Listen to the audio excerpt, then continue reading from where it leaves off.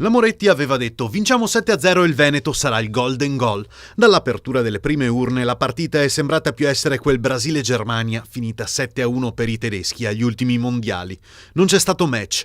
La candidata del PD è stata più una sparring partner che un vero e proprio avversario. Le percentuali parlano chiaro. Zaia 50%, Moretti 22,7%.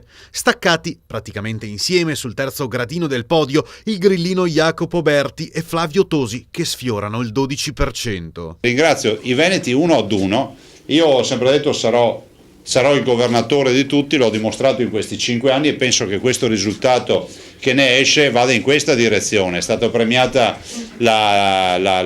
come si può dire, la mia imparzialità nell'approccio e io spero che sia stato premiato fino in fondo anche il nostro impegno amministrativo, che è stato un impegno importante in un periodo non facile della storia di questa regione dell'Italia. Tanto sì, noi abbiamo perso anche male, per cui evidentemente su questo insomma i numeri sono da questo punto di vista inconfutabili, per cui per me è stata una partita straordinaria, l'ho vissuta fin dall'inizio in maniera piena, senza nessun tipo di riserve, mi sono dedicata al mio territorio così come volevo, sono ritornata in Veneto, ho voluto conoscerlo in maniera importante, qualcosa evidentemente non ha funzionato perché non è che ci possiamo dire che no.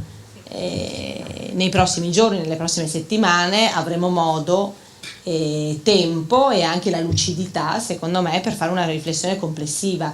In provincia di Venezia la lista Zaia fa il pieno di voti con il 23% delle preferenze. Primo partito il PD che raccoglie il 20%, dietro la Lega al 15%. Per gli altri solo le briciole con Forza Italia che non arriva al 6% e la lista Tosi che si ferma al 3%.